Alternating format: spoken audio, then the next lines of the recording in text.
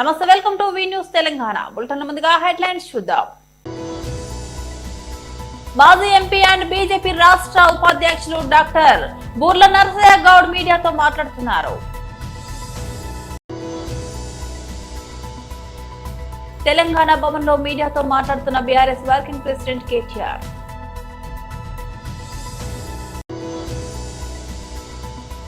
TTD మాజీ chairman YSRCP రాష్ట్ర అధికార ప్రతినిధి భూమన కరుణాకర్ రెడ్డి ప్రెస్ మీట్.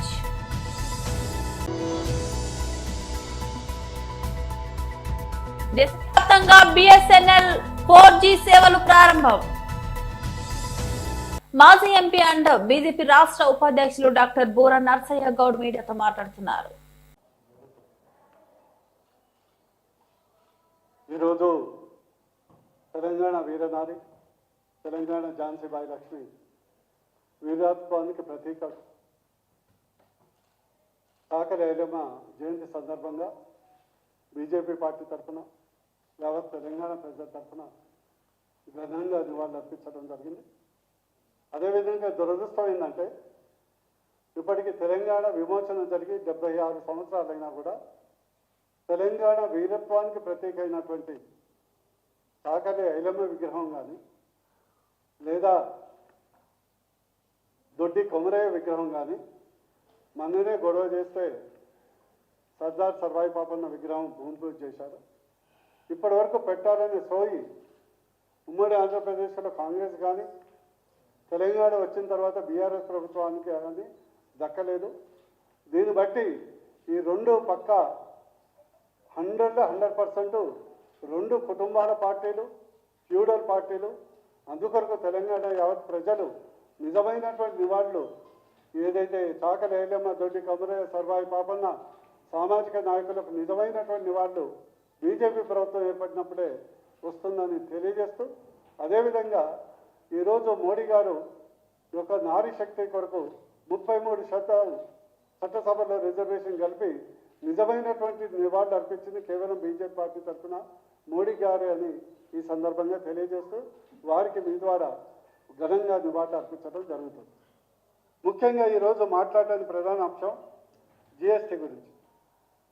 ఈరోజు కాంగ్రెస్ నాయకులు సబ్జెక్టు లేని వాళ్ళు సొల్లు కబుర్లు ఎక్కువ చెప్తారని మీ అందరికీ తెలుసు. సబ్జెక్టు లేని వాళ్ళు సొల్లు కబుర్లు ఎక్కువ చెప్తారు. పర్ఫార్మెన్స్ వీక్ ఉంటే పబ్లిసిటీ పీక్ ఉంటుంది. ఈ రెండు బీఆర్ఎస్కు కాంగ్రెస్కు రెండు బాగా వర్తిస్తాయి. ఈరోజు జిఎస్టీ సంస్కరణల వల్ల సూపర్ జిఎస్టీ వల్ల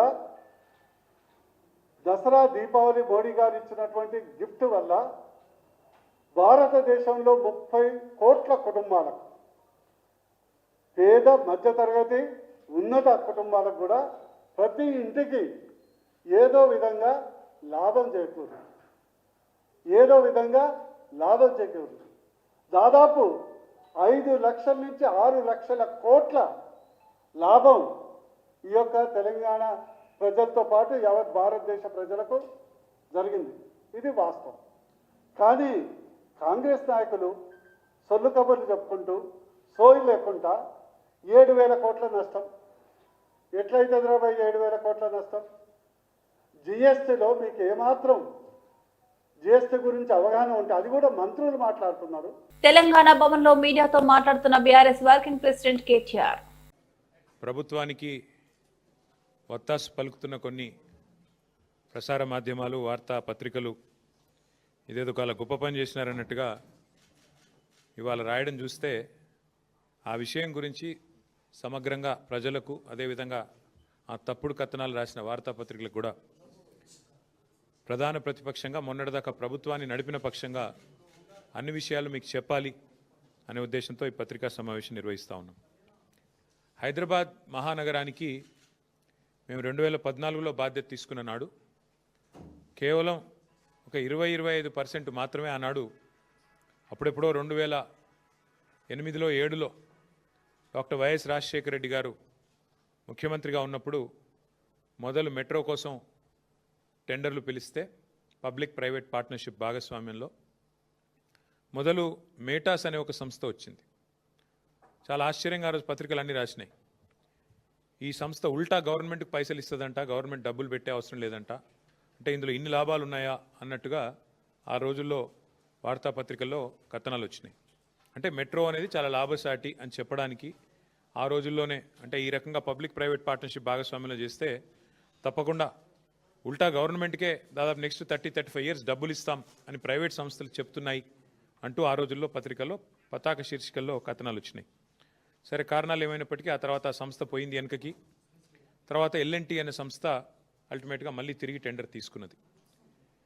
ఇది ఏషియాలో కాదు, ప్రపంచంలోనే అతిపెద్దదైన public private partnership in metro rail రంగంలో ప్రపంచంలోనే అతిపెద్ద పబ్లిక్ ప్రైవేట్ పార్ట్నర్షిప్ భాగస్వామ్యంతో ఆనాడు అప్పుడున్న కాంగ్రెస్ ప్రభుత్వం ఈ టెండర్ పిలిచి ఫైనలైజ్ చేసి ఎల్ఎన్టీ అనే సంస్థకు అప్పచెప్పింది. 2014లో తెలంగాణ రాష్ట్రం ఏర్పడే నాటికి అప్పటికే ఒక 20% దాకా పని కూడా పూర్తి అయింది. పని మొదలైంది, పని ఒక 20% పూర్తయింది. కానీ కేసీఆర్ గారు ఎప్పుడైతే బాధ్యత తీసుకున్నారో, ప్రజా రవాణా యొక్క ప్రాముఖ్యత తెలిసిన వ్యక్తిగా, గతంలో రవాణా శాఖ మంత్రిగా కూడా వారికి ఉన్న అనుభవం, ప్రజా రవాణాలో ఉండే సాధక బాధకాలు అన్నీ తెలుసు కాబట్టి చాలా ఆలోచనతో ఆ సంస్థ కొంత ఆందోళన పడిన ఇనీషియల్ డేస్లో, అప్పుడు కూడా మీరే రాసినారు వార్తాపత్రికల్లో, తెలంగాణ ఏర్పడ్డది, రైడర్షిప్ తగ్గుతుంది, చాలామంది వెనక్కి వెళ్ళి పూర్తి చేసి గౌరవ ప్రధానమంత్రి గారిని ఆ ప్రారంభోత్సవానికి కూడా 3 ఏళ్ల కాలంలోనే మొదటి దశ పూర్తి చేసి ఆహ్వానించి వారి చేతుల మీదుగానే 17లో, మీకు గుర్తుండాలి, నవంబర్ 29 నాడు మెట్రో మొదటి దశని సక్సెస్ఫుల్గా మాకు 20-25% పనితో కాంగ్రెస్ ప్రభుత్వం అప్పచెప్తే మేము మొదటి దశ పూర్తి చేసి మొదటి కారిడార్ను వితిన్ 3 ఇయర్స్ కంప్లీట్ చేసి మేము ఇనాగ్రేట్ చేయడం జరిగింది. టీటీడీ మాజీ చైర్మన్ వైఎస్ఆర్సీపీ రాష్ట్ర అధికార ప్రతినిధి బూమన కరుణాకర్ రెడ్డి ప్రెస్ మీట్. దారుణంగా వాళ్ళ మాటలు ఉండేటివంటే శ్రీవాణి ట్రస్ట్ అంతా కూడా అవినీతిదని, ఆ ట్రస్ట్ ద్వారా వచ్చినటువంటి సొమ్ములన్నీ కూడా తాడేపల్లికి తరలి వెళ్లాయని, 10,500 రూపాయల టికెట్టులో 500 రూపాయలు టీటీడీకి వస్తాయి, మిగతా 10,000 రూపాయలు వైసీపీ నాయకులు మింగేస్తున్నారని, దీని మీద విచారణ చేయిస్తాం, జరుపుతాం, అవసరమైతే సిబిఐ చేత కూడా ఎంక్వైరీ చేయిస్తామన్నటువంటి మాటలు మాట్లాడినటువంటి ఈ నాయక ద్వయం, ముఖ్యంగా చంద్రబాబు నాయుడు గారు, మీకు ఒక వాస్తవాన్ని ఈ సందర్భంగా తెలియజేయాల్సినటువంటి అవసరం ఉన్నది. మా నాయకుడు జగన్మోహన్ రెడ్డి గారు తాను పని చేసుకుపోవటమే కానీ చేసినటువంటి పనికి ఆయన ఏ రోజు కూడా డప్పాలు కొట్టుకునేటువంటి కార్యక్రమాలు ఒక్కదానికి కూడా ఆయన చేయల. అందులో అత్యంత ప్రధానమైనటువంటిది శ్రీవాణి ట్రస్ట్ కూడా. తిరుమలలో స్వామివారి దేదీప్యమానమైనటువంటి ఆ ఆలయ ప్రతిష్టను మరింత ఇనుమడింప చెయ్యాలన్నటువంటి ఒక గొప్ప సంకల్పం జగన్మోహన్ రెడ్డి గారికి వచ్చి, ఆయన ప్రమాణ స్వీకారం చేసిన తర్వాత తిరుమలకు వచ్చిన వెంటనే ఒక మంచి నిర్ణయం ఆయన తీసుకొని మా అందరితోనూ కూడా మాట్లాడడం జరిగింది. దేశమంతా కూడా, ముఖ్యంగా గ్రామీణ ప్రాంతాలంతా కూడా వెంకటేశ్వర స్వామి లేదా హిందూ దేవాలయాలను నిర్మించాలా, అలాగే కొండ మీద మీరు 1,00,000 రూపాయలకు మించి డబ్బు ఇచ్చినటువంటి వాళ్లకే దర్శన ఏర్పాట్లలో ఎక్కువగా ప్రాముఖ్యత ఇస్తున్నారని, అంతకంటే తక్కువ ఇచ్చేటువంటి దిగువ మధ్యతరగతి వర్గాలకు సంబంధించినటువంటి వాళ్లతో వాళ్ల దగ్గర కూడా ఒక స్పెషల్ దర్శనం లాంటిది ఏర్పాటు చేసి ఆ డబ్బులతో మీరు ఈ దేవాలయాల నిర్మాణాన్ని, దేవాలయాల జీర్ణోద్ధర కార్యక్రమాన్ని చేపట్టితే చాలా బాగుంటుంది అన్నటువంటి సంకల్పాన్ని ఆయన తెలియజేయటం జరిగింది. ఆయన సంకల్పము, ఆ ఆదేశం ప్రకారమే టిటిడి బోర్డు వెనువెంటనే 10,000 రూపాయలు చెల్లించినటువంటి భక్తులకు శ్రీ వెంకటేశ్వర ఆలయ నిర్మాణ ట్రస్ట్ అంటే శ్రీవాణి ట్రస్ట్ ద్వారా ఆ 10,000 రూపాయలు చెల్లిస్తే స్వామివారి దర్శనానికి ఏర్పాట్లు మా కాలంలోనే మా నాయకుడు జగన్మోహన్ రెడ్డి గారి ఆదేశాలతో ప్రారంభమయ్యింది. ప్రభుత్వ రంగ టెలికాం సంస్థ బిఎస్ఎన్ఎల్ స్వదేశీ 4G సేవలు రేపు అందుబాటులోకి రానున్నాయి. ప్రధానమంత్రి నరేంద్ర మోదీ ఈ సేవలను శనివారం ప్రారంభించనున్నారు. దీంతో దేశవ్యాప్తంగా ఈ సేవలు అందుబాటులోకి వస్తాయి. పూర్తి స్వదేశీ పరిజ్ఞానంతో ఈ 4G సేవలను అందుబాటులోకి తీసుకురావడం గమనార్హం. ఇది క్లౌడ్ ఆధారిత నెట్వర్క్ అని భవిష్యత్ అవసరాలకు తగినట్లు 5Gకి సులువుగా అప్డేట్ అవ్వొచ్చని టెలికాం మంత్రి జ్యోతిరాదిత్య సింధియా తెలిపారు.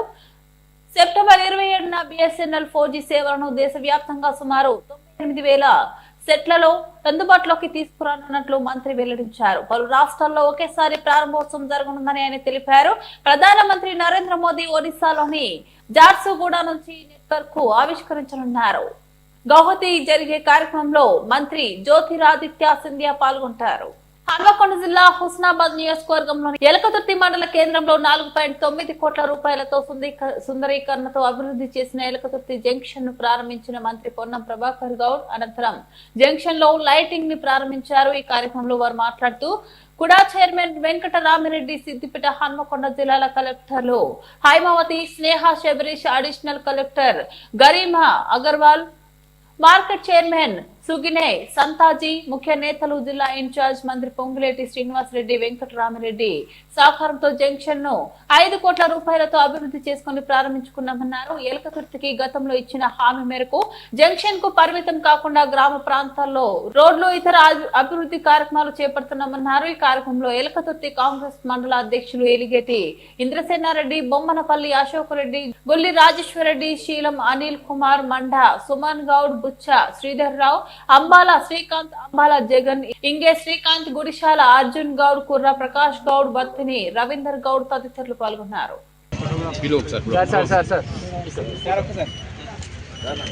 అంత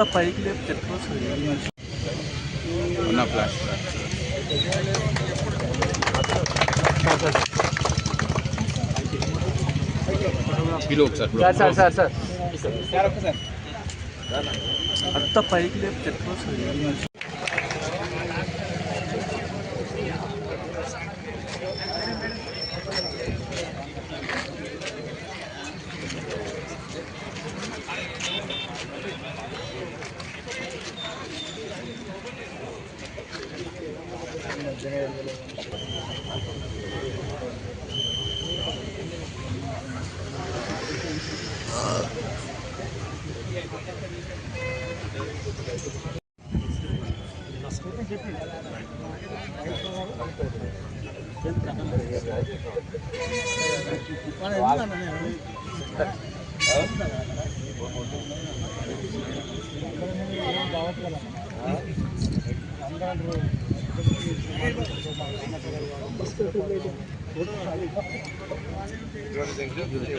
డెవలప్మెంట్ చేసుకోవడం జరిగింది.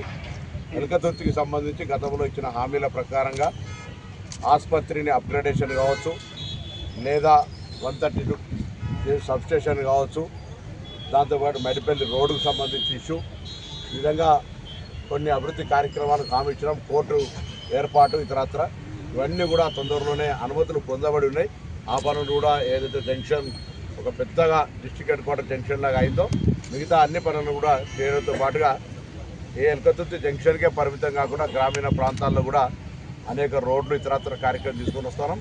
ఈ విద్యా సంవత్సరం వాస్తవంగా ప్రారంభం కావాల్సి ఉన్నప్పటికీ స్థల సేకరణ, తాత్కాలిక తరగతులు నడవడానికి, అదేవిధంగా భవనానికి సంబంధించిన స్థల సేకరణ జరిగినప్పటికీ కూడా బాసర త్రిపులరెడ్డి బ్రాంచ్ ఈ సంవత్సరం రాలేకపోయింది. వచ్చే సంవత్సరం తప్పకుండా తీసుకొస్తామనేటువంటి విధంగా చర్యలు హామీ తీసుకోవడం జరిగింది.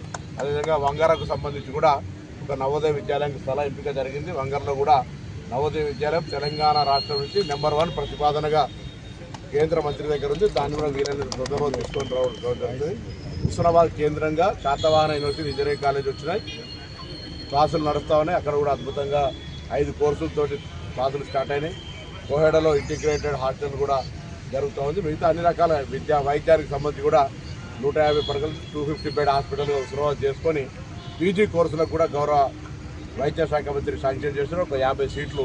సో ఈ ప్రాంతంలో హెల్త్ ప్రకారంగా కూడా ఎంబీబీఎస్ లేకున్నప్పటికీ కూడా గవర్నమెంట్ నామ్స్లో పీజీ సీట్స్కు అలౌ చేస్తూ ఉన్నారు. కాబట్టి అటువంటి కూడా హుస్నాబాద్ కేంద్రంగా ప్రారంభం కాబోతోంది. ఇక్కడ ఎలకతుర్తికి సంబంధించి కూడా మరి కాలువల ద్వారా గౌరవేలికి సంబంధించి భీమదేవరపల్లి కావచ్చు, ఇక్కడ దేవాదులకు సంబంధించినవి కూడా, అదేవిధంగా శ్రీరామ్ సాగర్ సంబంధించినటువంటి ఇతరత్ర పనులన్నీ కూడా తెచ్చి రైతులకు కూడా అన్ని రకాల సహకారం చేయడానికి సిద్ధంగా. భూమి కోసం, ముక్తి కోసం, వెట్టి చాకరీ విముక్తి కోసం పోరాడిన వీరనారి చాకలి ఐలమ్మ ఆశయ సాధనకు ప్రతి ఒక్కరూ పాటుపడాలని మహబూబ్ నగర్ ఎమ్మెల్యే ఎన్ఎం శ్రీనివాసరెడ్డి అన్నారు. జిల్లా వెనుకబడిన తరగతుల అభివృద్ధి శాఖ ఆధ్వర్యంలో ఏర్పాటు చేసిన చాకలి ఐలమ్మ జయంతి వేడుకలకు ఆయన ముఖ్య అతిథిగా హాజరై జిల్లా కేంద్రంలోని పద్మావతి కాలనీ గ్రీన్ బెల్ట్ లో గల చాకలి ఐలమ్మ విగ్రహానికి పూలమాల వేసి ఘనంగా నివాళులర్పించారు. ఈ సందర్భంగా ఎమ్మెల్యే గారు మాట్లాడుతూ చాకలి ఐలమ్మ జీవితం ఎంతో మందికి స్ఫూర్తిదాయకమని, బడుగు బలహీన వర్గాల అభ్యున్నతి కోసం చాకలి ఐలమ్మ ఉద్యమించారని ఆయన గుర్తు చేశారు. ఇలాంటి మహానీయుల చరిత్రను భావితరాలకు అందించి వారి ఆశయాలకు అనుగుణంగా అందరూ సమిష్టిగా పనిచేయాలని సూచించారు.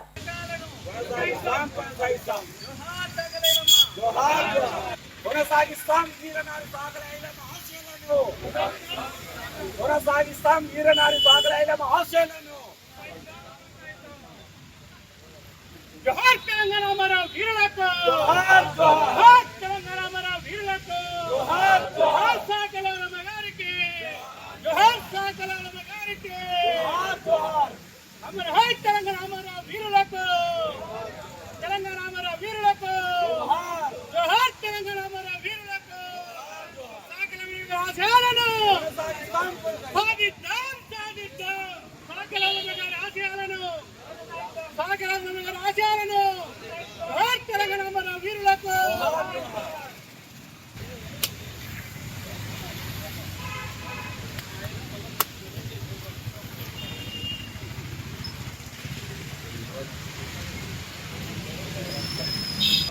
తెలంగాణ మన వీరులకు తెలంగాణ గారికి జోహార్ జోహార్. మాజీ సీఎం వైఎస్ఆర్ కాంగ్రెస్ పార్టీ అధినేత వైఎస్ జగన్ వ్యక్తిత్వాన్ని హననం చేస్తూ అసెంబ్లీలో బాలకృష్ణ మాట్లాడిన తీరు అత్యంత దురదృష్టకరమని ప్రతిపాడు నియోజకవర్గ వైసీపీ నాయకుడు, నర్సాపురం పార్లమెంటు పరిశీలకుడు ముదునూరి మురళీకృష్ణంరాజు అన్నారు. ఈ సందర్భంగా ధర్మవరంలో స్వగ్రామంలో ఆయన మీడియాతో మాట్లాడుతూ, ఆ రోజు బాలకృష్ణ ఇంట్లో కాల్పులు జరిగినప్పుడు వైఎస్ఆర్ రాజకీయంగా ఆలోచించి ఉంటే ఏం జరుగును మర్చిపోయావంటూ మండిపడ్డారు. ఇటీవల అసెంబ్లీలో బాలకృష్ణ చేసిన మాజీ సీఎం జగన్మోహన్ రెడ్డిని సైకో అనడంపై కృష్ణంరాజు స్పందించారు. మీ ఇంటిలో జరిగిన కాల్పుల ఘటనలో బయటపడడానికి మెంటల్ సర్టిఫికెట్ తెచ్చుకున్న సంగతి జనం ఇంకా మర్చిపోలేదు సుమి అంటూ బాలకృష్ణకు చురకలంటించారు. మాజీ సీఎం జగన్మోహన్ రెడ్డి మిమ్మల్ని ఆనాడు మర్యాదగా చూడలేదంటూ చిరంజీవి స్వయంగా బహిరంగ లేఖ రాసిన సంగతి రాష్ట్ర ప్రజలు తెలుసుకోవాలన్నారు. ఎన్నికల్లో ఇచ్చిన హామీలు నెరవేర్చడానికి ప్రయత్నం చేయండి తప్ప పనికి మాలిన విషయాలపై దృష్టి పెట్టి ప్రజల్లో పలుచన కావద్దని హితూ పలికారు. నువ్వే పెద్ద సైకో అని రాష్ట్ర ప్రజలకి తెలుసన్న సంగతి మర్చిపోదని బాలకృష్ణపై కౌంటర్ ఇచ్చారు. చిరంజీవి గారు కూడా చెప్పారు, నీ ఒక్క తీరు, ఆ రోజు నీవు వ్యవహరించినటువంటి పద్ధతి ఇవన్నీ చూసి మేము పిలిచాం, కానీ బాలకృష్ణ రాలేదు. జగన్మోహన్ రెడ్డి గారు చాలా గౌరవంగా మమ్మల్ని పలకరించి అన్ని మర్యాదలతోటి కూడా పంపారు. సినీ ఇండస్ట్రీని చాలా పద్ధతిగా ఆ రోజు మా అందరి దగ్గర వ్యవహరించారు అని కూడా చిరంజీవి గారు చెప్పారు. కానీ నీ తీరు చూస్తే అది నువ్వు ప్రత్యక్షంగా తెలుస్తుంది. నువ్వు సర్టిఫికేట్ తెచ్చుకున్నావు, గతంలో చాలా రోజులు అవుతుంది, అప్పటి నుంచి కూడా నువ్వు వ్యవహరించావు. నువ్వు ప్రజల్లో తిరిగినటువంటి పరిస్థితి, ప్రజల్లో నువ్వు వ్యవహరించినటువంటి తీరు అంతా కూడా ప్రజలకు తెలుసు. నీ గురించి ప్రత్యేకంగా చెప్పక్కర్దు, నువ్వెంత సైకో అని కూడా పైకి చెప్పక్కర్దు. కానీ జగన్మోహన్ రెడ్డి గారిని మాట్లాడటం అన్నది చాలా హాస్యాస్పదం. ఇప్పుడుకన్నా కూడా ఇలాంటివి మానుకుని మీరు ఏదైతే పరిపాలన చేద్దాం అనుకున్నారో, పరిపాలనలో ప్రజలకు ఏదైతే హామీలు ఇచ్చి మీరు అధికారంలోకి వచ్చారో ఈ అన్నిటి మీద కూడా మీ ఈయంకుడు చంద్రబాబు నాయుడు గారిని మాట్లాడు. నువ్వు పెన్షన్లు ఇస్తా అన్నావు, బీసీలకు కానివ్వండి, ఎస్సీలకు కానీ, ఎస్టీలకు కానీ, మైనార్టీలకు కానీ 50 సంవత్సరాలకే పెన్షన్లు ఇస్తా అన్నావు, ఇవ్వలేదు అని మాట్లాడు. యువతకు 3,000 రూపాయల నెలకి నిరుద్యోగ భృతి ఇస్తా అన్నావు, ఇవ్వలేదు, అసెంబ్లీలో మాట్లాడు. అదేవిధంగా అన్ని రైతులకి 20,000 రూపాయలు సంవత్సరానికి ఇస్తా అన్నావు, ఇవ్వలేదు, మాట్లాడు. ఇవన్నీ మాట్లాడడం మానేసి జగన్మోహన్ రెడ్డి గారిని మాట్లాడినందుకు జనం నిన్ను చూసి సిగ్గుపడుతున్నారు. ఇప్పటికన్నా మారి ఈ ప్రభుత్వం ఏదైతే ప్రజలను మభ్యపెట్టి అధికారంలోకి వచ్చిందో వీటి మీద దృష్టి పెట్టి పరిపాలన చేయాలని కూడా మీకు చూపిస్తూ ఉన్నాం. ఇలాంటి మాట్లాడితే ప్రజలు నీకు భవిష్యత్తులో కూడా తగిన బుద్ధి చెప్తారని కూడా తెలియజేస్తా ఉన్నాను. బులెటిన్ ముగించే ముందు మరోసారి హెడ్లైన్స్ చూద్దాం. మాజీ ఎంపీ అండ్ బీజేపీ రాష్ట్ర ఉపాధ్యక్షులు డాక్టర్ బూర్ల నరసయ్య గౌడ్ మీడియాతో మాట్లాడుతున్నారు. తెలంగాణ భవన్ లో మీడియాతో మాట్లాడుతున్న బీఆర్ఎస్ వర్కింగ్ ప్రెసిడెంట్ కేటీఆర్.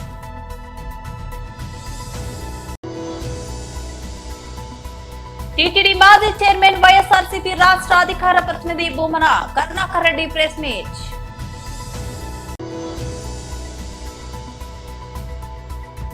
దేశవ్యాప్తంగా బిఎస్ఎన్ఎల్ 4G సేవలు ప్రారంభం. ఇవి బులెటిన్ అప్డేట్స్. మరో బులెటిన్ లో మళ్ళీ కలుద్దాం. అంతవరకు సెలవు. నమస్తే.